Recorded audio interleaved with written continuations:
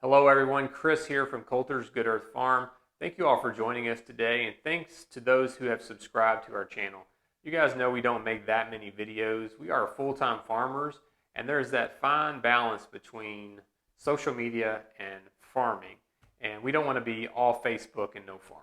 In fact, we sort of sway towards the other side, which is all farming and very little Facebook, actually no Facebook. But sometimes we do videos, and today we're back with a video. This is sort of a follow-up on my previous video about the top survival crops I would recommend in a survival gardening situation. So today I want to follow that up with a very important question and some real-world data. So today we're going to ask the question, and we're going to try to answer that question: is my garden big enough to feed my family? As we look forward to the coming year and the coming growing season, we don't know what is in store. So I think it's more important than ever for you guys to start growing some of your food at home. Now, I know everybody's goal is different. Some people are looking for almost complete self-sufficiency. I think that's really hard to do, but we all can grow something. But I do know that our food system as it stands is almost 100% dependent on the free flow of fossil fuels. And there's a lot of parts that have to work together in order to get food to the grocery stores and to your table. If any of those parts is disrupted, whether that be a natural disaster or a man-made disaster, there's going to be a problem with the food supply. The best way to mitigate those risks is to be your own supply chain. Produce food on your property that you're in control of. You know how it's produced, you know it's healthy, and it is available for you when you need it. A question that people often wonder is, how much space do I need? How much land do I need in order to provide either a substantial portion of my own food, or in the worst case scenario, when you can't leave your property, or there's no food available, or there's something that's disrupting the food supply, can I produce all of the food that I need to keep my family alive? Well, that's a very good question, but it's a very difficult one to answer. I'm going to bring you some real data today, some yield data from our farm, and we're going to see if we can't answer that. A lot of people tout super crops, and they could be from quinoa to Jerusalem artichokes, these really high density, nutritious foods. And those are good. I think those play a role in any garden, but there's no quick and easy answer to growing enough food that your family needs. Take Jerusalem artichoke, for instance. That's a very popular food that people point to because it's very high in calories. It's pretty easy to grow, but there are some problems with that. Number one, are you going to grow and eat an acre of Jerusalem artichokes? Probably not. Do you eat Jerusalem artichokes now? Have you ever eaten Jerusalem artichokes or know anybody that does? I would guarantee there's very few people you know that actually eat Jerusalem artichokes. But what about potatoes? Sweet potatoes, green beans, corn. These are things that you do eat and you probably will want to eat in the future. So relying on some super crop that's probably not practical is maybe not your best strategy for your garden. We're going to focus on crops that people are used to eating, they know how to grow, and they can actually get seed stock for those crops. If we take crops that are very good to grow, but we don't have the seed stock, or we can't go someplace locally and produce that produces that seed, or those tubers, or those things that we need, then it's not going to do us very much good if we depend on that as a survival crop. So we want crops that we can reasonably find seed for, find starts for. Even if we just go to our local feed store or grocery store, you're going to be able to find potatoes. You're going to be able to find sweet potatoes. Corn. These are very common things that we can use as survival crops in our garden. We want to be able to access those crops. We are full-time farmers here on Coulter's Good Earth Farm. We grow a mix of crops and livestock and fruit, and we've been doing that since 2002. Well, during the growing season, since we were already harvesting some of our crops, we decided to pull some yield data. So we had potatoes, we had sweet potatoes, we had corn, and then in the end I added wheat onto that to see how much yield we were actually getting from our system and how we can translate that into calories per square foot. And that may give you guys an idea of how much space you would need growing some of these high calorie crops. So during the growing season, we weighed our yields and got some yield data for these crops. And I'm going to give you an example here. I'm not going to get into the numbers. I'll show you how I calculated these numbers, and all you math wizards out there can look at it and check my math. I'm pretty sure it's right, because in the end, the numbers make sense and they all work out. And I did it a couple times. So here we are. I'm not going to bore you with this, but the point is that we had a 150-foot row of sweet potatoes, and that yielded 350 pounds. We used that data to calculate using the calories per 100 grams.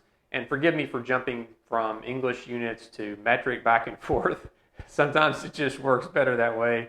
My brain works that way. When we're overseas doing work, we're using metric system.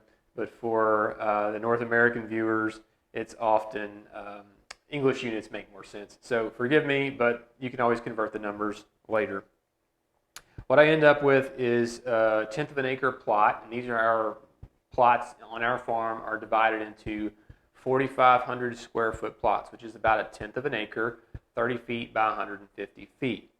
And what we ended up here for our sweet potato example is that we had 674,240 calories per 4,500 square feet, or 1/10 of an acre. If we divide that by 2,500 calories per day, then we get about 270 days. So our conclusion is that with this 1/10 of an acre of sweet potatoes, with our yields on our farm, in our system, we can feed one person for 270 days all the calories they need. There's some caveats with this, as you quickly realize. Number one, we're probably not going to eat sweet potatoes 365 days a year. This also assumes that those crops will store 365 days a year. But this does give you some idea of the calories that you're producing from a certain square footage. Now, you realize that these are average yields. You could probably do a lot better on a smaller area with more intensive management. But a lot of people take those numbers and say, well, I can produce twice that yield in my raised beds. Well, okay, but still do the numbers and see how much is your total yield and how long would that last you. And often you'll find out, even with your intensive managed beds with your high yields per square foot, you still don't have enough square footage of growing space. This is a system that we've used for year after year. These yields are pretty much what we can produce with very low input. We don't do a whole lot of fertilization on these plots. Our main fertilizers are green manures and animal manures that are produced on the farm. So we're reasonably assured that if we're in a situation where there's absolutely no inputs coming into the farm except what we can produce on our farm, then these yields will stay consistent for us. We will still be able to produce these yields. It's very important for you to know what your yields are. If you don't like these numbers, you should do your own numbers, because it doesn't matter what I can grow on my farm or a video that you watch showing what someone can produce on their farm. Don't stake your life on that. Get some numbers for yourself about what you can produce in your system, because everyone's system is different. Everyone has a different climate, everyone has different crops, everyone uses different varieties, different techniques. So those things are not going to translate across the board. So don't take everything I say and say, well, this is the gospel. It's not necessarily the truth every time for every person, but this is what works for us. This will give you some idea of the numbers we're talking about here when we're talking about yield. I'm not going to show you the rest of the calculations, but I do have them, but I will show you the end results.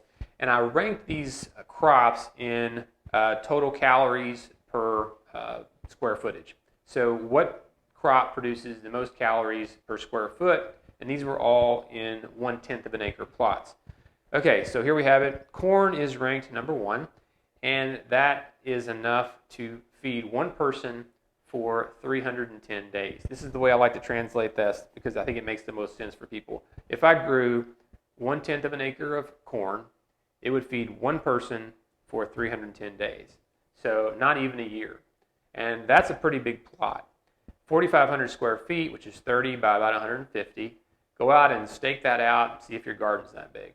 If you put that all into corn, which is one of the biggest returns as far as square footage in calories, what would you have? You have enough food to feed one person, not even a year. How many people in your family? How many people do you want to feed? Questions that you should ask and find the answers to. One caveat I have here, this is popcorn.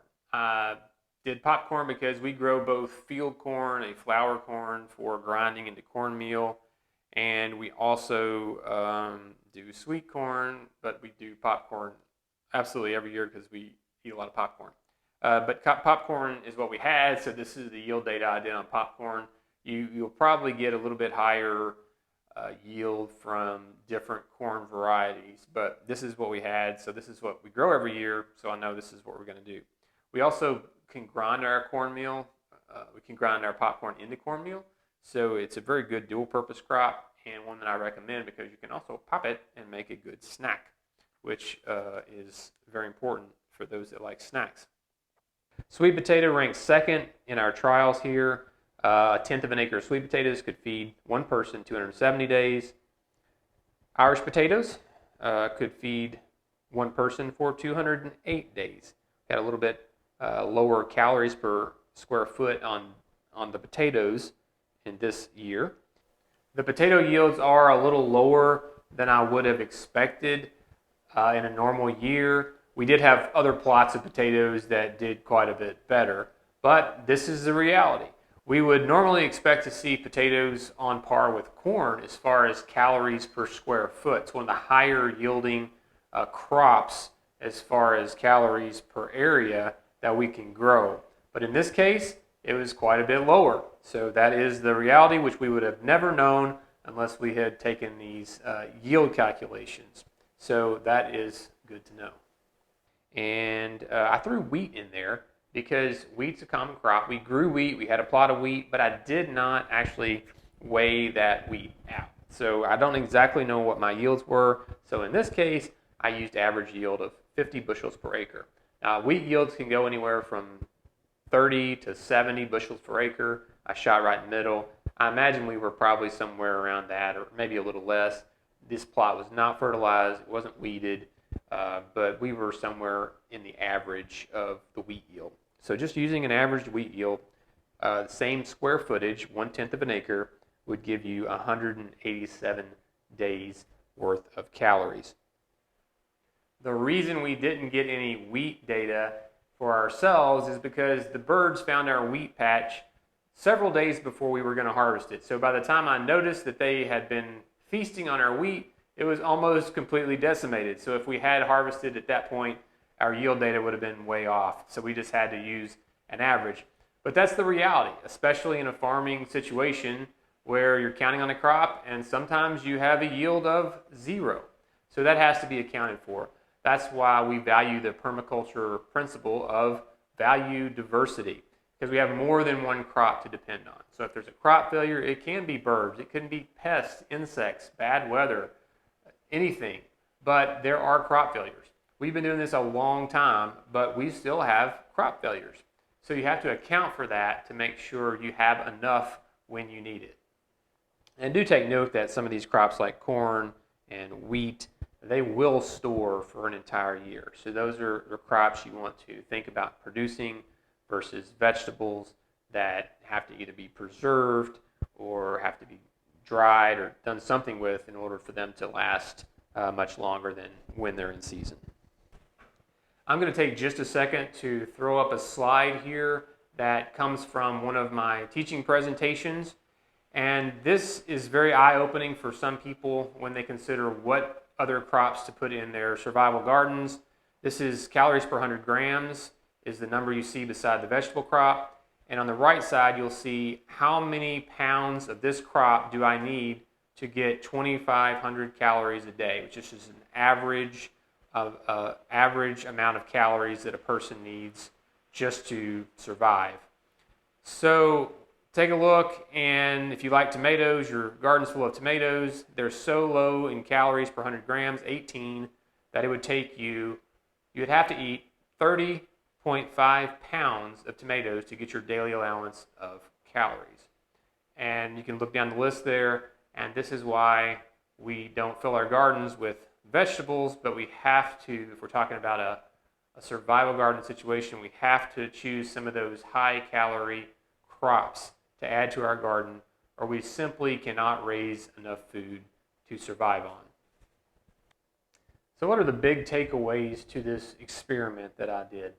I think the biggest one is if you've thought that you're able to, with your garden at its current size, grow all the food your family is going to need to survive, you may need to rethink that. I don't know what your system is like. I don't know what your yields are like, but look at these numbers, look at your numbers, and think, is my garden big enough to feed my family? Only you can really answer that question. I think generally speaking, with most people, you're going to need more space than you think you are in order to be truly self-sufficient, even to grow a large percentage of your food. And I realize that that's not the goal of many people, but you do need to have a plan. You need to either have food storage or you need to have an access to food somewhere you can walk to. Make sure you have access to local food sources. That means knowing your farmer, finding local farmers, going to your local farmers market, sign up for a CSA, support those people locally who are producing food on a larger scale, because those are the people that you will depend on when the grocery stores are closed. Grocery stores do not grow food. They do not produce food. The food comes to them from a long way away in a truck running on diesel fuel. So take that away, and grocery stores are not the places to find food. Your local farm, your neighbor who has a large garden, make connections with these people, your local community, your community garden, and find sources of local food and support those people that are producing food on a local scale so that they're there when you need them. And I know that sounds like a commercial for local agriculture, and it is, but I would be doing that anyway if this is not how I made my living. And we don't produce everything we need on our farm. We have connections with other farmers who supply things that we either don't have the time to grow or we're not simply able to grow as well as they can. So that local community, those connections, the trading back and forth, the I'll grow this, you grow that, that's how communities are formed. That's how agriculture communities used to be. We've lost a lot of that. What that produces is a system that will survive very difficult times. It will be resilient, and it will produce healthy, happy people. So we have to work on that now. Another takeaway is that livestock are good.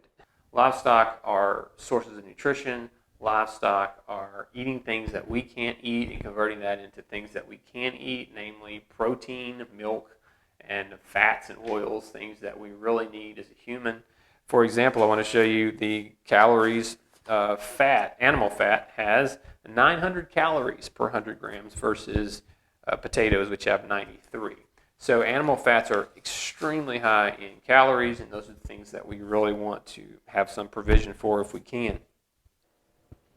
Another takeaway is that you're probably not only going to grow one crop. Who can imagine just having half an acre of corn and that's all you eat year round? We're not going to do that. So you have to plan for and provide for all those other crops that I mentioned in my videos, all the top survival crops, and there was 12 main ones. You're going to grow more than that. We grow probably more than 50 different things on our farm that goes to market. So there's a wide diversity of things that you'll want to grow, but they're not going to be as calorie dense as some other crops, and you're still going to need space for those. So you have to allow that a lot of your production space is not going to be is not going to give you as much return as some of these higher value caloric value crops. The goal of this video has not been to make you feel hopeless about growing your own food, but to give you a reality check so that you can prepare to do so. We don't know what this coming year is going to hold. History of the world has been filled with war and famine and pestilence and political and social upheaval, natural disaster. We're living in a time now that most of us have never had to worry about food, but that doesn't mean that that's going to last forever. If you've never grown a garden, or if you've just sort of been playing at the edges of really growing a lot of garden, this is probably the year to get started.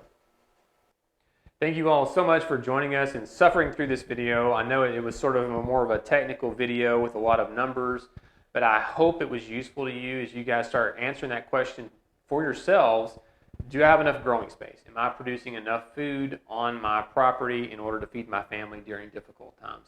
That is our goal here at Coulter's Good Earth Farm, is to produce food for people and to help people produce food for themselves. I think that's a worthy goal and one that we look forward to again this year. And as always, thank you very much for watching today. If you haven't subscribed to our channel, go ahead and do that. That will help us out immensely. As we look forward to the coming growing season, we wish you all the best, and we will see you next time.